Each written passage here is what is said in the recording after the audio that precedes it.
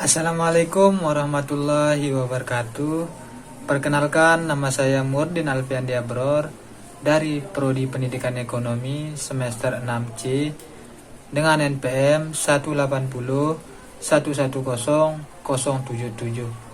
Video ini sengaja saya buat untuk memenuhi salah satu tugas UTS Micro Teaching yang diampu langsung oleh Pak Huzen. Kali ini saya ingin menjelaskan bagaimana caranya seorang guru untuk menyampaikan materi-materi yang akan disampaikan, mulai dari materi pembuka, materi inti, dan materi penutup. Untuk tidak membuang-buang waktu, mari kita lanjut lagi ke video selanjutnya. Assalamualaikum adik-adik. Bagaimana kabarnya? Apakah sehat semua? Sebelum kita melanjutkan pembelajaran kita pada hari ini, alangkah lebih baiknya kita membaca doa terlebih dahulu. Membaca doa dipersilahkan. Berdoa selesai. Sebelum Bapak Guru melanjutkan pembelajaran pada hari ini, alangkah lebih baiknya kita mengabsen dulu siswa-siswi yang masuk atau tidak. Absen pertama Ahmad, hadir ya. Absen kedua Rohainia, hadir. Absen ketiga Nurjana, oh ya, hadir. Sebelum kita lanjut untuk memperdalam materi kita tentang manajemen, Bapak Guru sedikit mengulangi tentang pengertian manajemen yang kita pelajari minggu lalu.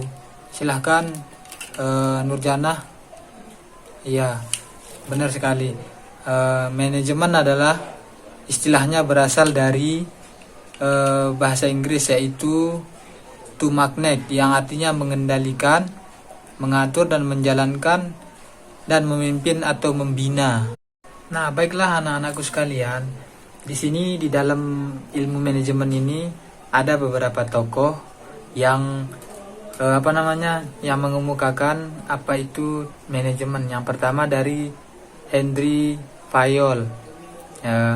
Beliau mengatakan bahwa manajemen adalah proses tertentu yang terdiri atas kegiatan perencanaan, pengorganisasian, pengarahan, dan mengkoordinasi dan mengendalikan dalam rangka pencapaian tujuan. Nah, yang kedua di sini ada Johan de Millet yang mengemukakan bahwa manajemen adalah proses dalam memberikan arahan pekerjaan kepada orang-orang dalam suatu organisasi. Nah, dan yang selanjutnya di sini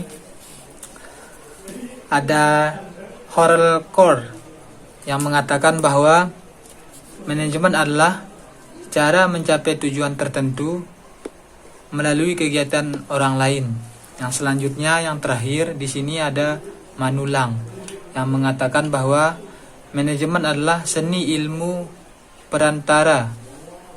Bukan perantara.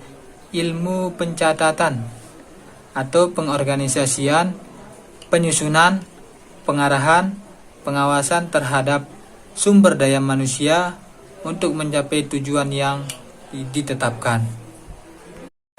Baiklah anak-anakku sekalian, sebelum kita lanjut ke materi manajemen terlebih dalam lagi, Bapak di sini ingin menyimpulkan bahwa manajemen adalah ilmu seni perencanaan, pengorganisasian, pengarahan, dan pengawasan terhadap usaha-usaha para anggota organisasi dan penggunaan sumber daya organisasi untuk mencapai tujuan yang telah ditetapkan sebelumnya.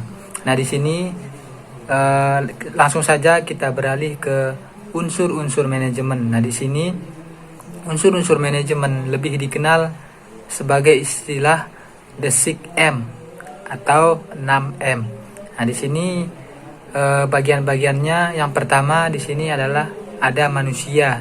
Nah, di dalam unsur yang pertama, manusia diperlukan dalam manajemen untuk melaksanakan beberapa aktivitas dalam mencapai tujuan. Nah, misalnya di sini dalam kegiatan perencanaan, pengorganisasian, pelaksanaan, pengawasan, tanpa adanya manusia, manajer tidak mungkin mencapai tujuan.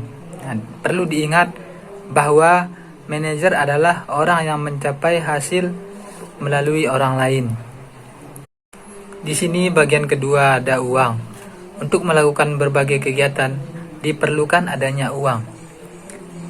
Uang digunakan untuk menggaji pegawai, membeli peralatan-peralatan, membeli bahan-bahan baku, dan sebagainya. Dalam manajemen, uang harus digunakan sedemikian rupa agar tujuan yang akan dicapai bila dinilai dengan uang lebih besar dari uang yang digunakan untuk mencapai tujuan tersebut, maka kegagalan atau tidak kelancaran proses manajemen sering ditentukan atau dipengaruhi oleh perhitungan dalam penggunaan uang. Yang ketiga, ada bahan-bahan material. Dalam mencapai hasil yang diinginkan, seorang manajer tidak hanya membutuhkan manusia sebagai pelaksanaan kegiatan, akan tetapi materi atau bahan baik bahan setengah jadi maupun bahan setengah jadi pun diperlukan dalam proses pelaksanaan kegiatan. Dan yang selanjutnya, mesin. Mesin digunakan oleh manajemen dalam proses pelaksanaan kegiatan apabila di masa sekarang di mana ilmu pengetahuan dan teknologi telah berkembang dan maju dengan pesat. Nah, mesin telah banyak membantu manusia dalam pekerjaan dalam mencapai tujuan. Nah, selanjutnya di sini ada metode. Nah, metode adalah cara melakukan pekerjaan agar berdaya guna dan hasilnya berguna. Untuk memperlancar jalannya usaha, diperlukan metode-metode kerja yang tepat. Pemilihan metode-metode yang tepat untuk menentukan tercapainya tujuan. Nah, di sini masing-masing metode memiliki daya guna dan hasil yang berbeda. Nah, dan yang selanjutnya di sini ada market.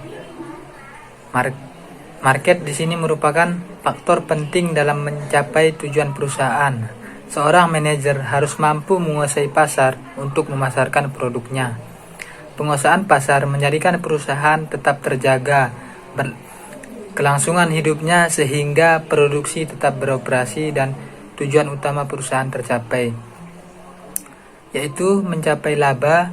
Lalu bagaimana cara mempertahankan pasar yang telah ada? Tentu saja kualitas dan harga yang sesuai selera konsumen tetap terjaga. Nah, yang selanjutnya di sini ada fungsi-fungsi manajemen. Nah, serangkaian kegiatan yang dijalankan dalam manajemen berdasarkan fungsi-fungsinya masing-masing dan mengikuti tahapan-tahapan tertentu dalam pelaksanaannya.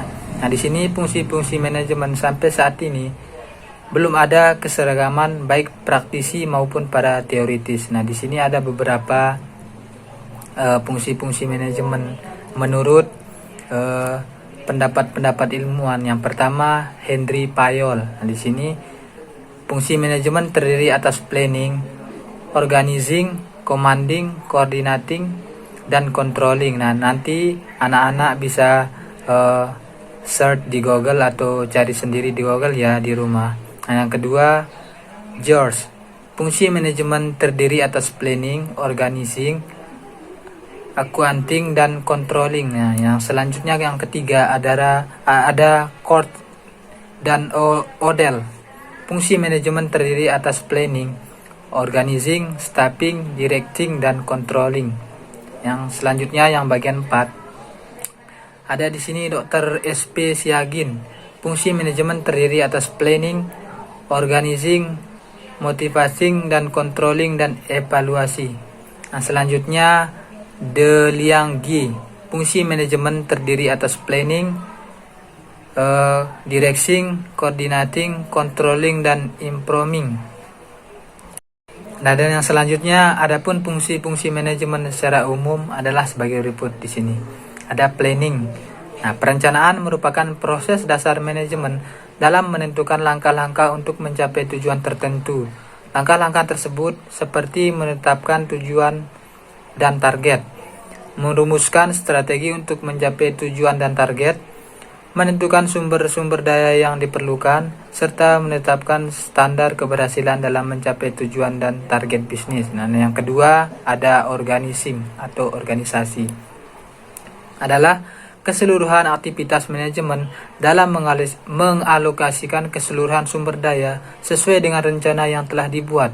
Nah, dalam perorganisasian suatu rencana akan dibentukkan pembagian kerja tertentu dalam sebuah struktur organisasi. Struktur organisasi ini berisi tentang kejelasan bagaimana rencana organisasi akan dilaksanakan, dikoordinasi, dan dikomunikasikan. Selanjutnya ada penggerakan. Di sini tindakan yang mengusahakan agar seseorang atau semua kelompok mau dan memulai bekerja dengan senang hati untuk melakukan tugas pekerjaannya sehingga dapat selesai sesuai dengan tujuan yang telah ditetapkan. Selanjutnya ada pengawasan.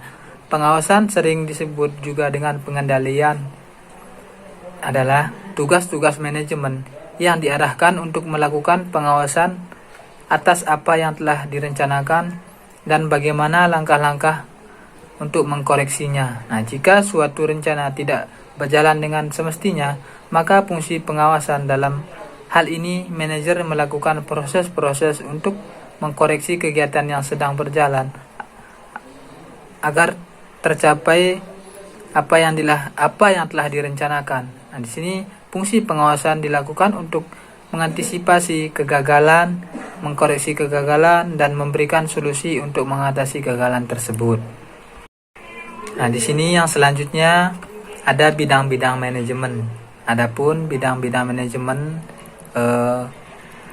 di sini yang pertama manajemen produksi. Nah, manajemen produksi ini adalah kegiatan untuk mengatur dan mengkoordinasikan penggunaan sumber daya, baik itu sumber daya alat, sumber daya manusia, dan sumber daya dana secara efisien dan efektif untuk menambah kegunaan suatu barang dan jasa. Nah, selanjutnya manajemen pemasaran. Di sini merupakan kegiatan manajemen yang berkaitan dengan memasarkan produk kepada konsumen. Nah, pada intinya kegiatan manajemen pemasaran berusaha untuk mengidentifikasi apa sesungguhnya yang dibutuhkan oleh konsumen dan bagaimana cara pemenuhannya dapat diwujudkan.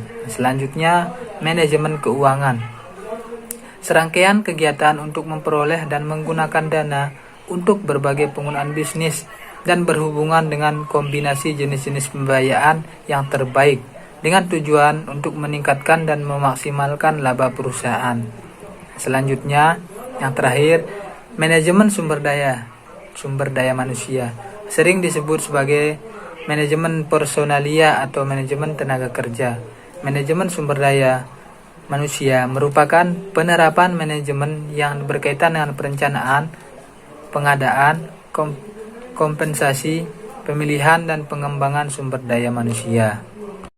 Nah, dan yang selanjutnya di sini kepada siswa-siswi untuk lebih giat lagi belajar di rumah, bisa mencarinya di buku atau di Google tentang apa itu manajemen, tentang unsur-unsurnya, apa fungsi-fungsinya. Nanti bisa belajar di rumah ya.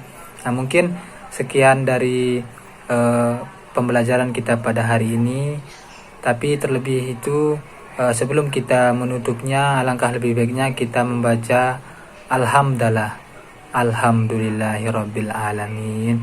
Semoga apa yang kita pelajari hari ini bermanfaat bagi masa-masa depan kalian nanti. Terima kasih. Assalamualaikum warahmatullahi wabarakatuh.